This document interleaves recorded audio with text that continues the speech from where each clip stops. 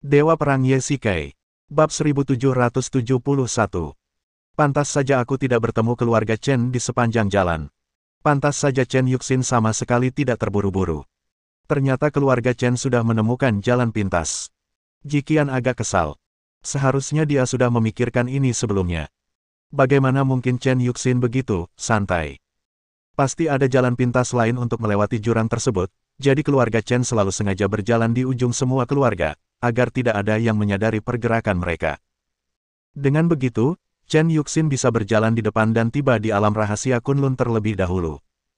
Para pemimpin organisasi bayangan memang sangat ahli dalam seni bela diri. Aula ketiga sekarang lemah. Jika kau bertemu mereka, kau akan berada dalam bahaya besar. Jiqian masih syok. Di antara semua orang di organisasi bayangan, yang paling diingatnya adalah Feng Ling. Wanita itu tampak seperti wanita biasa, tetapi seni bela dirinya bahkan lebih baik daripada Jiqian sendiri. Terlebih lagi, dia, seperti Chen Ruoya, adalah orang kepercayaan Chen Yuxin.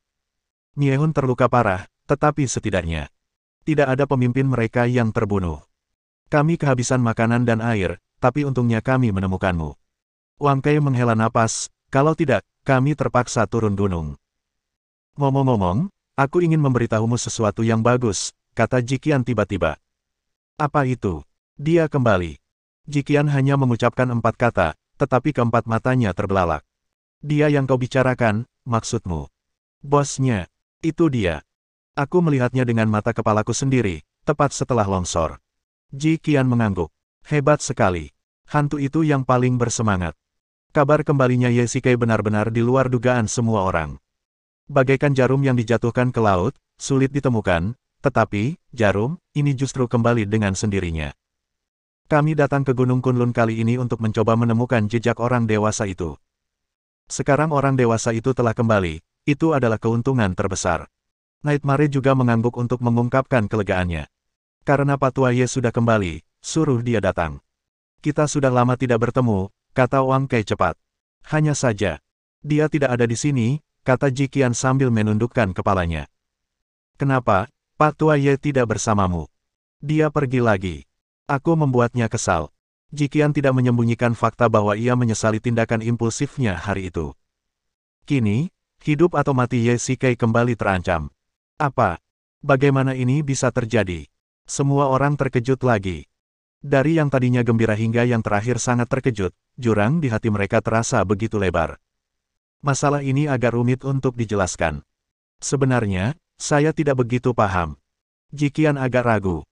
Ia hanya tahu bahwa Ye Shikai telah menikahi istri lain, dan wanita itu berasal dari dinasti Qin, tetapi ia ragu untuk memberitahu keempat orang di depannya.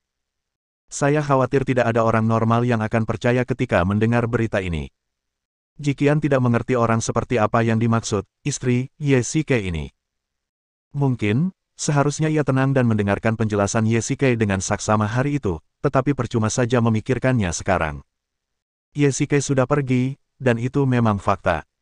Jiqian menceritakan semua yang diketahuinya kepada keempat orang itu, termasuk fakta bahwa Ye Shikai telah melakukan perjalanan melintasi waktu. Seperti dirinya di awal, keempat orang itu skeptis ketika mendengar hal ini, tetapi kemudian memilih untuk mempercayainya. Apapun yang terjadi, bos sudah kembali, dan itu hal terbaik. Dia sekarang ada di Gunung Kunlun.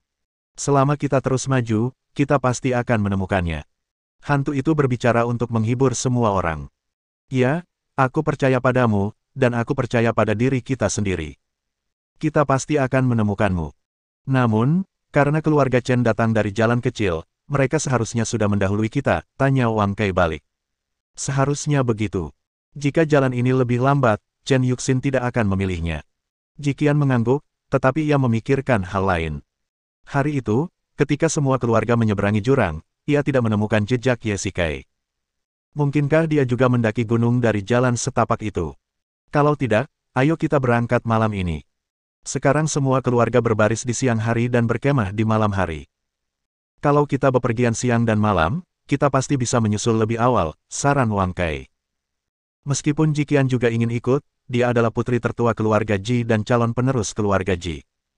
Jika dia pergi saat ini, akan sangat buruk. Lagi pula, Ji Tao pasti tidak akan setuju.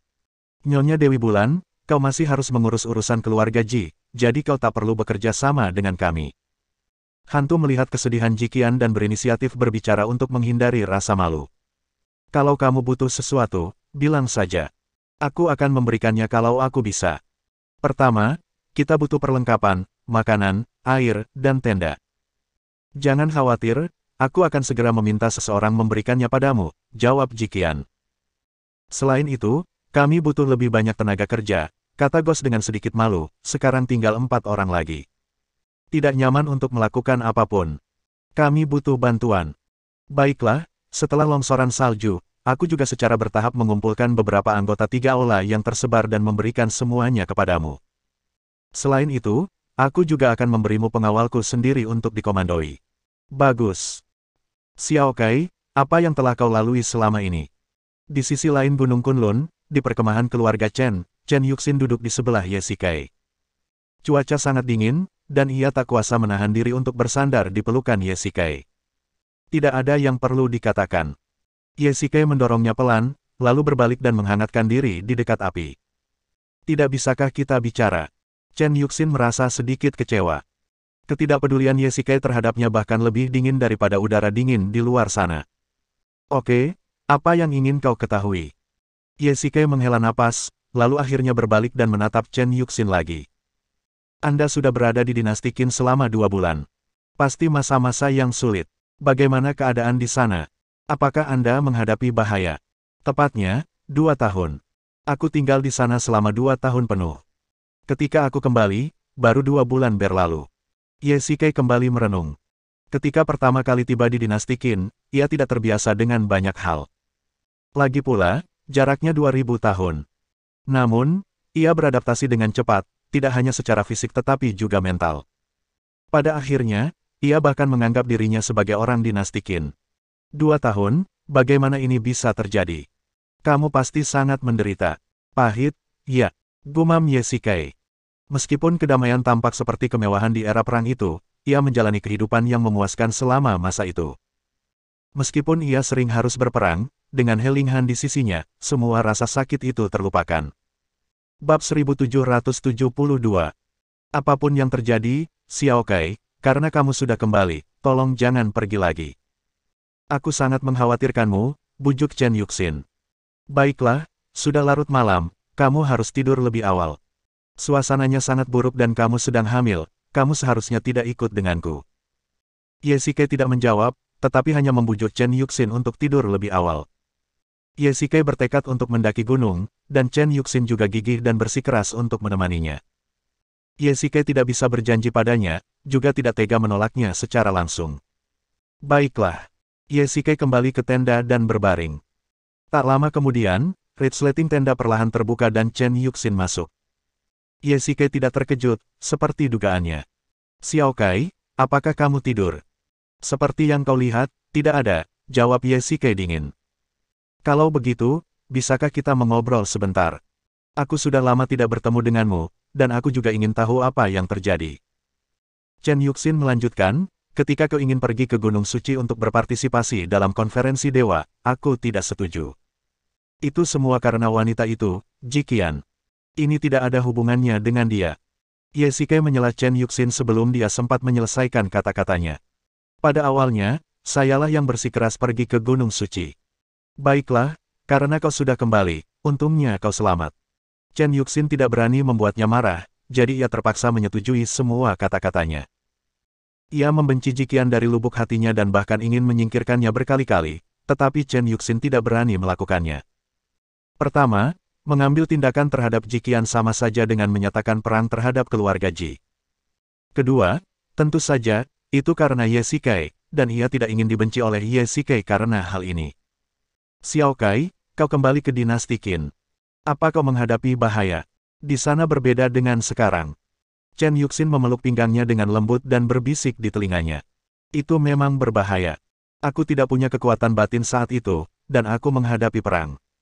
Aku hampir mati dalam kekacauan itu. Sejujurnya, itu semua berkatmu. Nada bicara Ye Shikai penuh kebencian terhadap Chen Yuxin. Mendengar ini, tubuhnya gemetar hebat, dan ia mencengkeram erat pakaian Ye Shikai dengan kedua tangannya. Maaf, aku tidak ingin mendengar ini sekarang. Aku agak lelah. Kita harus melanjutkan perjalanan besok.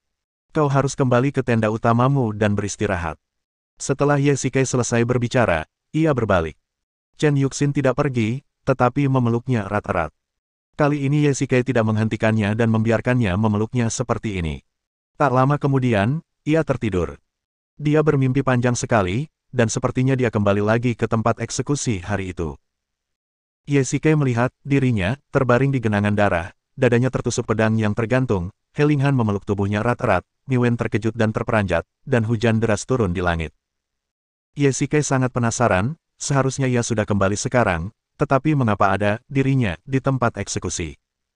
Namun, Ye Shikai segera menyadarinya. Ia hanya bermimpi. Semua yang ada di dalamnya hanyalah fantasi, bukan berarti ia benar-benar telah kembali ke dinasti Qin. Tangan Mi Wen mengendur dan pedangnya jatuh ke tanah. Mungkin sampai saat ia menghunus pedang, ia tidak bereaksi dan Ye Shikai sudah mati di bawah pedangnya. Ye Shikai meninggal karena obsesinya. Saat ini, hatinya mungkin lebih sakit daripada He Linghan. Berdasarkan pengalaman sebelumnya, sambaran petir akan menyambar saat ini, dan Ye Shikai akan kembali ke era modern. Namun, semua ini tidak terjadi dalam mimpinya. Ia masih terbaring di sana. He Linghan memeluk tubuhnya erat-erat, dan Mi Wen perlahan membungkuk dan mengelus dadanya. Ye Shikai merasa sangat sedih saat melihat ekspresi patah hati He Linghan, tetapi dia tidak punya pilihan selain menonton dengan tenang dari samping. Ini semua karenamu. Tiba-tiba, mata Mi Wen memerah, dan ia mencengkeram pedangnya erat-erat, dengan ujung pedang menempel di leher He Linghan. Ia tak punya tenaga dalam dan tak berdaya, jadi bagaimana mungkin ia bisa menjadi lawan Mi Wen. Lagi pula, tak ada seorang pun yang membantu, dan tempat eksekusi itu sudah dilengkapi penghalang, sehingga orang luar sama sekali tak bisa masuk. Kalau bukan karenamu, bagaimana mungkin dia tidak menyetujui permintaanku? Mi Wen menjadi gila. Ye Shikai pernah membayangkan bagaimana reaksinya setelah ia dibunuh secara tidak adil oleh Mi Wen. Pasti gila. Ia pasti akan melampiaskan amarahnya pada He Linghan. Ini juga yang paling dikhawatirkan Ye Shikai. Jika Mi Wen mau bertindak, membunuhnya akan mudah. Mi Wen, kau gila, umpat He Linghan dingin. Baiklah, karena kau sangat mencintainya, aku akan menguburkanmu bersamanya. Mi Wen mengangkat pedang yang tergantung tinggi-tinggi dan tiba-tiba menjatuhkannya. Tidak, seru Ye Shikai, lalu tiba-tiba duduk, membuka mata, dan menarik napas panjang. Ini mimpi buruk, tapi terlalu nyata. Ye Shikai menyentuh punggungnya. Meskipun cuaca sangat dingin, pakaian di punggungnya sudah basah oleh keringat dingin. Apa yang kau pikirkan di siang hari akan muncul dalam mimpimu di malam hari? Ia sedang memikirkan He Linghan, jadi wajar saja ia akan memimpikannya. Namun, hasil inilah yang paling tidak ingin ia lihat. Wus. Ye Shikai menghela napas panjang, dan butuh waktu lama baginya untuk tenang. Ini memang mimpi, tetapi sesuatu yang sangat mungkin terjadi. Mimpi adalah kemungkinan dari kenyataan, dan He Linghan mungkin tidak benar-benar dibunuh oleh Mi Wen. Sebaliknya, mimpi buruk ini memperkuat tekad Ye Shikai untuk kembali ke dinasti Qin. Ia harus kembali, hanya dengan cara inilah ia dapat menyelamatkan He Linghan. Xiao Kai. Tiba-tiba, suara lembut terdengar di sampingnya, dan Ye Shikai terkejut. Mimpi buruk tadi begitu nyata sehingga ia lupa bahwa ada seseorang yang tidur di sampingnya. Chen Yuxin duduk perlahan. Matanya agak merah dan bengkak, seolah-olah ia kurang tidur. Siapa He Linghan? Chen Yuxin tiba-tiba bertanya. Bagaimana kau mengenalnya? Hati Ye Shikai bergetar. Kamu terus-terusan meneriakkan namanya tadi malam, dan kamu berkeringat banyak. Apa kamu mimpi buruk? Jangan khawatir, aku baik-baik saja. Ye Shikai berbalik dan ingin menjawab dengan acuh tak acuh, tetapi Chen Yuxin adalah orang yang sangat sensitif. Jika bukan orang yang sangat penting, bagaimana mungkin Ye Shikai memanggil namanya dalam mimpinya? Chen Yuxin tahu semua koneksinya, tetapi belum pernah mendengar tentang orang bernama He Linghan. Siapa sebenarnya He Linghan? Chen Yuxin jelas tidak berniat melupakan topik ini. Ia harus tahu siapa wanita ini. Aku masih mengantuk, biarkan aku tidur sebentar. Ye Shikai melambaikan tangannya dengan acuh tak acuh. Tidak. Chen Yuxin bergegas dan memaksa Ye Shikai untuk duduk. Xiao Kai, siapa He Linghan ini? Kau bersikeras pergi ke alam rahasia Kunlun. Apakah itu untuknya? Chen Yuxin mengaitkan kedua hal itu. Sebenarnya, sangat mudah untuk mengaitkannya. Siang tadi, Ye Shikai menolak memberitahunya alasan mendaki gunung, dan sekarang ia menolak memberitahunya identitas He Linghan. Chen Yuxin tidak bodoh dan ia langsung bisa memikirkannya. Bab 1773. Kalau kamu diam saja, berarti kamu setuju. Chen Yuxin sudah mendapat jawaban dari diamnya Ye Shikai. Wanita bernama He Linghan ini jelas bukan orang biasa. Setidaknya, dia pasti sangat penting bagi Ye Shikai. Pikiran Chen Yuxin bekerja cepat, menghubungkan beberapa hal yang dipelajarinya. Ye Shikai kembali ke dinasti Qin, dan ia bersikeras mendaki gunung untuk mendapatkan energi di alam rahasia Kunlun yang konon dapat menembus ruang dan waktu, dan motivasinya adalah He Linghan. Siapa He Linghan ini? Kau harus memberitahuku hari ini. Sikap Chen Yuxin tiba-tiba menjadi keras. Ia punya firasat buruk. Hanya sedikit wanita yang bisa membuat Ye Shikai mengingatnya siang dan malam. Kemungkinan besar dia adalah salah satu kekasih Ye Shikai. Xiao Xin, apa kau akan memaksaku lagi? Selalu seperti ini. Kau akan melakukan apa saja untuk mendapatkan apa yang kau inginkan. Tidak bisakah aku punya rahasia? Kau tidak pernah memikirkan perasaanku, balas Ye Shikai. Benarkah? Lalu kenapa kau tidak mau menceritakan rahasia-rahasia itu padaku? Apa itu sesuatu yang memalukan? Tanya Chen Yuxin sinis, siapa He Linghan ini? Apa hubunganmu dengannya? Apa yang akan terjadi padamu jika aku tidak memberitahumu? Tanya Ye Shikai dingin. Kalau begitu aku tidak akan pernah membiarkanmu pergi. Semua orang di luar adalah orang-orangku. Kau tidak bisa melarikan diri sama sekali. Chen Yuxin sangat marah. Semakin Ye Shikai menyembunyikan kebenaran, semakin ambigu hubungan antara dirinya dan wanita ini. Chen Yuxin tidak bisa mentolerir hal ini. Jadi, kalau aku tidak memberitahumu, kau tidak akan membiarkanku pergi. Tidak mungkin. Aku pergi ke Gunung Kunlun hanya untuk mencarimu. Selama aku bisa menemukanmu, harta karun itu tidak penting. Aku akan membawamu turun gunung sekarang, kata Chen Yuxin tegas. Baiklah, karena kau pasti tahu, aku akan memberitahumu. Ye Shikai juga kehilangan akal sehatnya. Ia tak tahan dengan sikap Chen Yuxin. Selalu seperti ini. Dadanya terasa seperti ditindih batu besar dan ia tak bisa bernapas. He Linghan adalah istriku, dan kami sudah menikah. Nada bicara Ye Shikai sama sekali tidak menyembunyikan apapun. Ia berbicara dengan sangat tegas, bahkan dengan sedikit niat untuk membuatnya kesal. Apa katamu? Ku bilang, He Linghan istriku. Kami sudah menikah. Aku pergi ke alam rahasia Kunlun hanya untuknya. Apa kau puas dengan hasil ini? Teriak Ye Shikai keras. Tangan Chen Yuxin gemetar, wajahnya pucat pasi, dan matanya merah, seolah-olah ia sangat marah dan sedih. Kata-kata ini terlalu berat baginya. Keinginan terbesarnya adalah bersama Ye Shikai, tetapi sekarang ia mendengar bahwa Ye Shikai memiliki istri lain, dan ia sendiri yang mengatakannya. Pukulan ini cukup untuk membuat seseorang pingsan. Aku tidak bermaksud memberitahumu, tapi kau memaksaku. Setelah sedikit tenang, Ye Shikai menghela napas. Ia merasa sedikit menyesal, tetapi masalah ini cepat atau lambat harus terungkap. Kini setelah ia menceritakannya, ia merasa jauh lebih lega. Tentu saja tidak mudah menyimpan rahasia seperti itu. Xiao Kai, apa kau mengatakan yang sebenarnya? Katakan saja, kau hanya membuatku marah. Chen Yuxin menggelengkan kepalanya, menggenggam erat kedua lengan Ye Shikai, dan mengguncangnya terus-menerus. Ia berharap apa yang baru saja dikatakannya adalah apa yang dikatakan Ye Shikai dengan marah. Xiao Xin, aku minta maaf atas masalah ini, tapi selama kita bersama, kau tak pernah mendengarkan suaraku, dan kau selalu hidup di duniamu sendiri.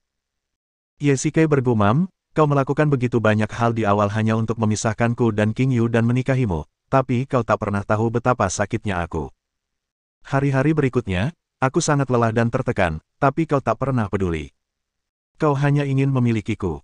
Kau tak peduli dengan suka, duka, amarah, dan kebahagiaanku. Demi mempertahankanku, kau bahkan menghancurkan dantianku. Xiao Kai, semua itu salahku. Aku sempat bingung.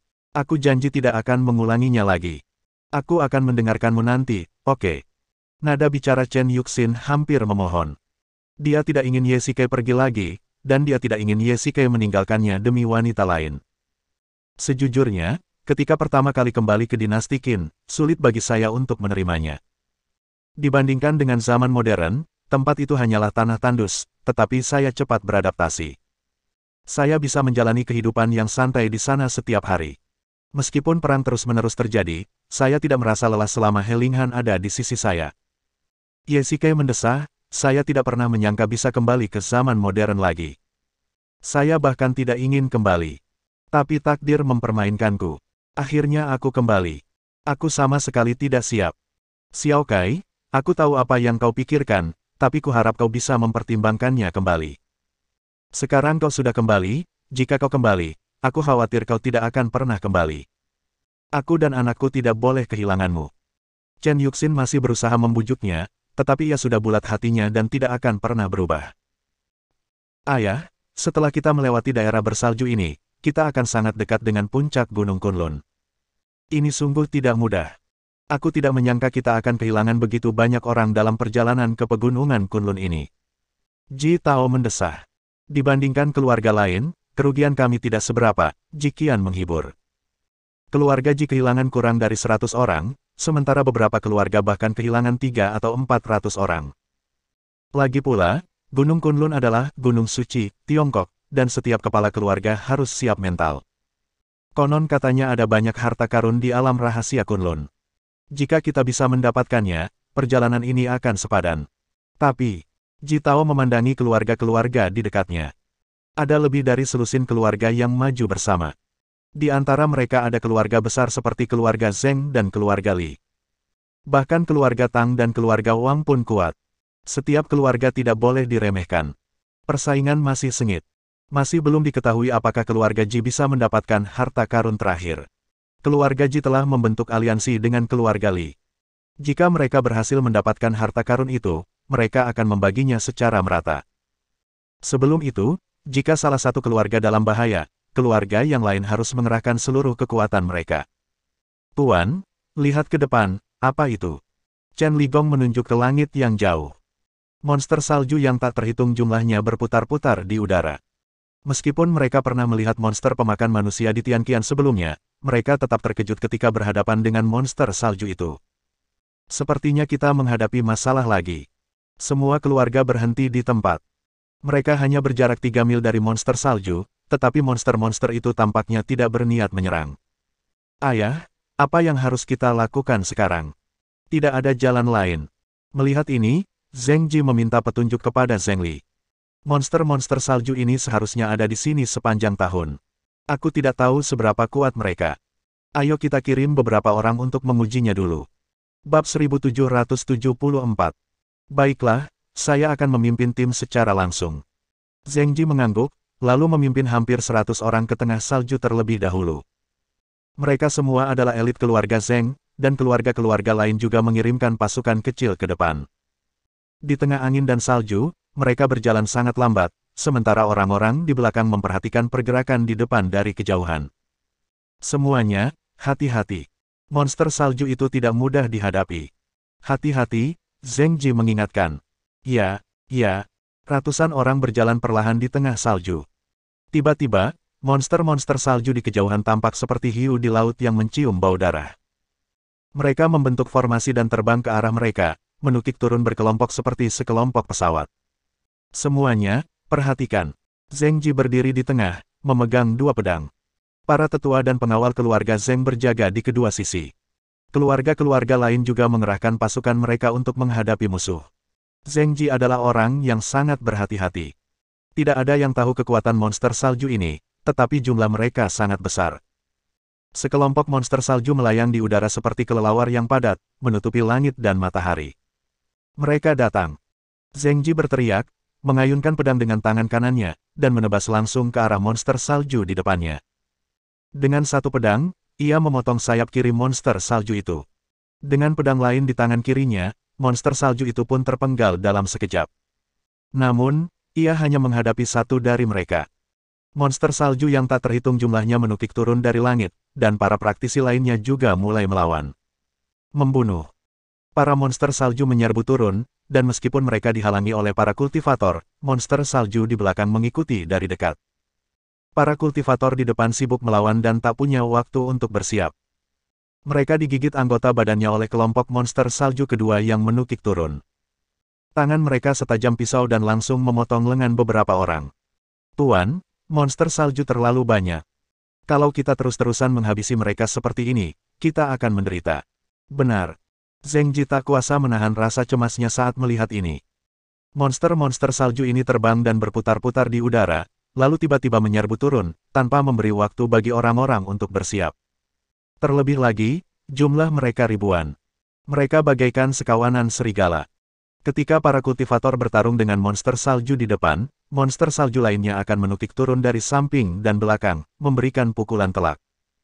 Semakin banyak orang berjatuhan, dan beberapa monster salju bergegas turun dari belakang para praktisi seperti elang, mencengkeram tubuh mereka dengan anggota tubuh mereka, lalu tiba-tiba terbang ke udara. Ketika mencapai ketinggian, mereka melepaskan anggota tubuh mereka dan melemparkan orang-orang itu langsung ke tanah, menghantam mereka hingga hancur berkeping-keping. Semuanya, segera mundur, ikuti aku. Teriak Zheng Ji keras. Semua orang mempertahankan formasi mereka dan perlahan mundur. Keluarga-keluarga lain juga mengevakuasi salju. Monster-monster salju itu sama seperti kelompok monster di parit alami sebelumnya. Setelah melihat mundurnya keluarga-keluarga itu, mereka tidak lagi mengejar dan membunuh mereka, tetapi juga mulai mundur. Kecuali sebagian yang terus berputar-putar di udara, sebagian besar dari mereka kembali ke pegunungan yang jauh. Ji Qian juga kembali ke perkemahan keluarga Ji. Semua orang tampak sangat sedih. Mereka akhirnya berhasil menyeberangi jurang, tetapi sekarang mereka bertemu monster salju. Apa yang harus mereka lakukan? Qianer, kamu tidak terluka, kan? Tanya Ji Tao dengan khawatir. Jangan khawatir, tapi monster salju itu benar-benar merepotkan. Kalau aku tidak mengaktifkan Moonlight Array, mungkin akan ada korban jiwa. Ji Qian menghiburnya. Meskipun begitu, keempat anggota Ghost Wang Kai berangkat lebih awal dan seharusnya berjalan di depan semua keluarga. Mungkinkah mereka sudah melewati daerah bersalju ini? Monster-monster salju ini sulit dihadapi, tetapi jika kita tidak mengalahkan mereka, kita tidak akan bisa maju, dan semua usaha kita sebelumnya akan sia-sia. Ji Tao bertekad untuk tidak mundur, tetapi dia tidak punya rencana saat itu, jadi timnya hanya bisa tinggal di sini. Melapor kepada kepala keluarga, 3 keluarga lagi telah mengundurkan diri. Pada saat ini, Chen Ligong melangkah maju dan berkata, "Apa? 3 keluarga yang mana?" Keluarga Yuan di Huaibei, keluarga Wu di Jiangnan, dan keluarga Yi di Loyang. Mereka semua keluarga ternama. Aku tidak menyangka mereka akan mundur sekarang, desah Ji Tao. Tuan, ketiga keluarga ini telah kehilangan hampir sepertiga pasukan mereka. Jika mereka melangkah lebih jauh, kerugiannya mungkin akan lebih dari setengahnya. Mereka tidak berani mengambil risiko. Mereka telah memperoleh banyak harta dari reruntuhan di jalan gunung sebelumnya, yang cukup untuk mengganti kerugian mereka. Tetapi jika mereka melangkah lebih jauh, mereka mungkin akan kehilangan segalanya, jelas Chen Ligong. Bagus juga. Ada 3 pesaing lebih sedikit. Perjalanan ke Gunung Kunlun ini seperti permainan, para pemainnya terus-menerus tereliminasi, dan pemain yang tersisa seperti berjudi, kehilangan segalanya atau menghasilkan banyak uang. Tuan Ji, Nona Ji. Pada saat ini, Zheng Ji datang ke perkemahan keluarga Ji, melangkah maju dan membungkuk. "Saya Tuan Zheng. Ada apa denganmu?" Tanya Ji Tao acuh tak acuh. "Tuan Ji, saya mengikuti perintah ayah saya untuk mengundang Tuan Ji dan Nona Ji ke Kam untuk membahas berbagai hal." Zheng Ji menjelaskan, "Selain itu, ayah saya juga mengundang Tuan Li dan Nona Li." "Tuan Zheng, kembalilah dan beritahu kepala keluarga Zheng bahwa saya akan segera ke sana." "Oke." Setengah jam kemudian, "Tuan Zheng, mengapa Anda mengundang kami ke sini?" Tanya Li Changtian balik. Ji Qian melihat sekeliling dan melihat bahwa selain keluarga Zheng, keluarga Ji, dan keluarga Li, ada 2 keluarga lain, totalnya 5 keluarga. Masih ada lebih dari selusin keluarga yang hadir, tetapi Zheng Li hanya mengundang 4. Tidak ada yang tahu alasannya. Namun, keempat keluarga ini semuanya terkait dengan keluarga Zheng. Selain itu, hubungan antara keempat keluarga tersebut cukup harmonis. Ji Qian sudah menduganya. Semuanya, kita semua di sini demi harta karun di alam rahasia Kunlun, dan kalian semua telah bekerja sama sebelumnya. Saya harap kalian bisa bersatu dan pergi ke alam rahasia bersama. Soal harta karun, jika kalian bisa memasuki alam rahasia, kalian bisa membaginya secara merata, saran Zheng Li. Sebelumnya, 28 keluarga telah membentuk aliansi untuk menyeberangi jurang alam bersama-sama, tetapi ketika terjadi perbedaan kepentingan, aliansi itu runtuh dengan sendirinya, dan bahkan hancur tanpa kekuatan eksternal. Zheng Li kini berencana membentuk aliansi 5 keluarga. Berbekal pengalaman masa lalu, keempat kepala keluarga tersebut tentu pesimis. Namun, Jika dilihat dari sudut pandang lain, banyak dari 28 keluarga sebelumnya yang memiliki banyak konflik, bahkan bisa dikatakan perseteruan. Banyak pertentangan internal. Ketika kepentingan berbeda, wajar saja jika mereka terpecah belah. Namun, kelima keluarga yang hadir memiliki hubungan yang harmonis, dengan sedikit persaingan dan lebih banyak kerja sama di antara mereka. Poin terpenting adalah kelima keluarga yang hadir bertekad untuk mendaki gunung menuju alam rahasia Kunlun. Dengan cara ini, setidaknya tidak akan ada situasi di mana sebuah keluarga tersingkir. Saya setuju. Li Changtian adalah orang pertama yang mengungkapkan pendapatnya, dan nadanya tegas, yang membuat orang bertanya-tanya apakah mereka telah membahasnya sebelumnya. Perjalanan ke Kunlun sangat berbahaya. Ada baiknya ada yang membantu. Atas nama keluarga Ji, saya setuju dengan ini, kata Ji Tao. Karena Patriark Li dan Patriark Ji tidak keberatan, maka saya pun setuju. Saya setuju. Bab 1775. Semuanya, kita telah banyak bekerja sama dan memiliki fondasi yang kuat. Seperti yang dikatakan saudara Ji tadi, perjalanan ke Gunung Kunlun ini sangat berbahaya, dan kita bahkan bisa kehilangan banyak orang. Jika ada kepala keluarga yang ragu, dia bisa memilih untuk mundur sekarang. Aku tidak akan pernah melampiaskan amarahku kepada kalian. Saat kita bertemu nanti, kita akan tetap berteman, kata Zheng Li kepada semua orang. Tuan Zheng, kita semua adalah sekutu sejati. Anda tidak perlu terlalu banyak berpikir. Dalam situasi saat ini, saya khawatir tidak seorang pun dari kita dapat memasuki dunia rahasia sendirian. Hanya dengan bersatu, kita dapat saling melindungi. Ya, lagi pula, kalau harta karun di dalam diambil satu keluarga saja, mereka mungkin akan mati kelaparan. Banyak sekali keluarga di luar yang mengincarnya dengan rakus. Meskipun 5 keluarga akan mendapat lebih sedikit jika dibagi rata, setidaknya aman. Keempat kepala keluarga menyatakan persetujuan mereka. Orang yang tamak tidak akan pernah bisa mendapatkan apa yang diinginkannya. Kelima kepala keluarga yang hadir semuanya memiliki ambisi di hati mereka, tetapi mereka tidak tamak. Jika mereka tidak bersatu, apa gunanya mendapatkan harta karun itu dengan pengorbanan besar? Mungkin ada lebih dari selusin keluarga yang mengincarnya dengan penuh keserakahan di kaki Gunung Kunlun. Yang terpenting adalah apakah mereka bisa bertahan hidup. Tuan Zheng, apa yang harus kita lakukan dengan keluarga-keluarga yang tersisa, terutama keluarga Wang dan Tang? Mereka semua serigala ganas. Demi mendapatkan harta karun itu, mereka akan berbalik melawan dan menyerang kita, tanya Li Changtian. Keluarga Tang adalah musuh bebuyutan keluarga Li, dan Tang Ken pasti akan menemukan cara untuk membalas dendam terhadap keluarga Li. Keluarga Wang Dianjing juga merupakan pesaing terbesar keluarga Ji, dan Ji Tao juga sangat khawatir. Karena kita sudah membentuk aliansi, kepentingan kita selaras. Keluarga Tang dan keluarga Wang adalah dua serigala ganas yang tak terjinakkan. Namun, hanya tersisa 11 keluarga di pegunungan, dan 5 keluarga kita merupakan separuhnya. Bahkan jika kedua keluarga itu ingin bertindak, mereka harus melihat apakah mereka memenuhi syarat, kata Zheng Li dengan tenang. Ya, apa yang dikatakan Patriark Zheng benar sekali. Kelima keluarga kita adalah keluarga kultivasi terkuat dimanapun.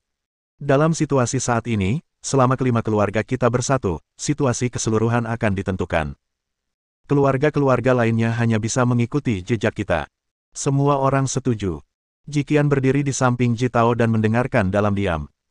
Meskipun ia tidak pernah berpikir bahwa bersatu dengan keluarga lain adalah hal yang baik, dalam situasi saat ini mungkin pilihan terbaik.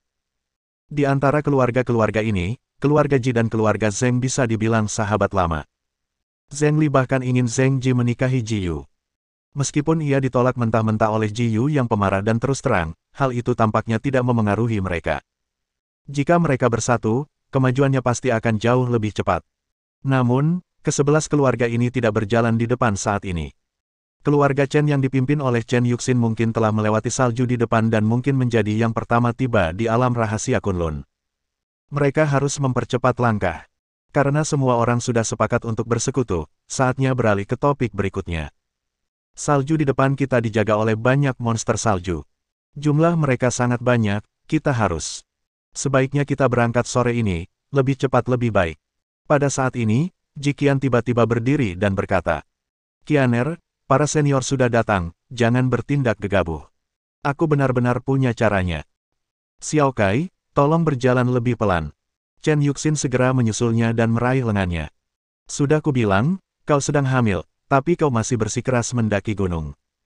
Ye Shikai sedang terburu-buru untuk mencapai alam rahasia di depan. Tentu saja, ia akan melaju lebih cepat sendirian, tetapi keluarga Chen memiliki ratusan orang, dan Chen Yuxin tidak mengizinkannya pergi lebih awal, jadi ia hanya bisa menahan kecepatannya. Karena kau bersikeras pergi ke alam rahasia, tentu saja aku akan mengikutimu. Aku juga sudah bilang, kali ini, aku tidak akan pernah membiarkanmu menghilang dari pandanganku lagi, jawab Chen Yuxin tegas. Maumu? Xiao Kai, hari sudah mulai malam. Ayo kita pasang tenda dulu dan lanjutkan besok pagi. Semakin dekat mereka ke puncak gunung, malam semakin panjang dan siang semakin pendek. Semua orang hanya bisa mengandalkan jam tangan mekanik untuk mengukur waktu. Saat itu baru pukul 4 sore dan langit sudah benar-benar gelap. Baiklah kalau begitu. Ye Shikai tidak bisa membujuknya, tetapi alasan terpentingnya adalah setelah gelap di sini, angin dan salju akan menjadi sangat kencang, dan tidak cocok untuk terus bergerak maju.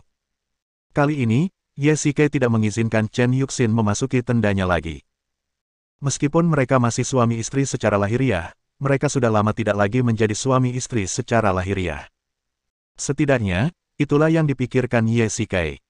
Larut malam, Ye Shikai tidak bisa tidur, jadi ia mengeluarkan sebuah buku dari cincin penyimpanannya dan membacanya. Ini adalah buku militer yang ia dapatkan selama dinasti Qin. Meskipun ia mungkin tidak akan pernah bisa memimpin pasukan untuk berperang lagi, ia sangat tertarik dengan isi buku itu. Tiba-tiba, dengan bantuan cahaya, Ye Shikai melihat beberapa bayangan gelap berkelebat di luar tenda.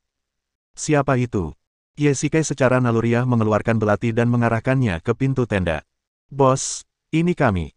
Hantu, bagaimana mungkin kau?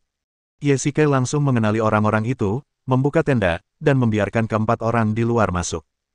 Agar keluarga Chen tidak menyadarinya, ia sengaja mematikan semua lampu di dalam dan menutup pintu tenda. Ye Shikai sangat terkejut dengan kedatangan Ghost dan yang lainnya, dan yang paling penting adalah bagaimana mereka tahu Ye Shikai ada di sini. Kami pernah bertemu Dewi Bulan sebelumnya, dan beliau menceritakan semuanya kepada kami. Tuanku, akhirnya Anda kembali. Kami sudah mencari Anda selama 2 bulan. Mimpi buruk yang biasanya tenang juga sangat senang bisa bertemu Ye Shikai lagi secara langsung. Terima kasih, gumam Ye Shikai. Punya saudara seperti mereka memang sepadan baginya. Bos, kemana kau pergi? Dan kenapa kau ada di kubu keluarga Chen? Tanya Ghost. Ceritanya panjang. Aku terluka dan pingsan saat menyeberangi salju, dan dia kebetulan menyelamatkanku. Ye Shikai meminta semua orang untuk sebisa mungkin mengecilkan suara. Pasti ada mata-mata Chen Yuxin di sekitar sini. Jika mereka ketahuan, mereka akan mendapat masalah. Kenapa? Kenapa hanya sedikit dari kalian yang tersisa? Tanya Ye Shikai penasaran. Bos, saat kami mendaki gunung, kami diserang oleh agensi bayangan. Keluarga Chen lah pelakunya. Miehun terluka parah, dan Moji bertanggung jawab atas jatuhnya dia ke gunung. Apa? Bagaimana ini bisa terjadi? Ye Shikai terkejut. Agensi bayangan adalah bawahan Chen Yuxin, jadi perintah untuk menyergap aula ketiga pasti datang dari Chen Yuxin sendiri. Ye Shikai mengira hanya ada beberapa konflik di antara mereka, tetapi dia tidak menyangka Chen Yuxin akan begitu kejam lain kali. Tidak, aku akan mencarinya dan meminta klarifikasi. Ye Shikai dipenuhi amarah dan tepat saat dia berdiri, dia dihentikan oleh mimpi buruk. Tolong pikirkan lagi, Tuan. Semua orang di sini dari keluarga Chen. Kalau kita mulai bertengkar, kita akan dirugikan. Ye Tua, ayo kita turun gunung lagi. Selama kau dan aku di sini, kita bisa membangun kembali ketiga aula dan merebut kembali apa yang telah hilang. Bersambung.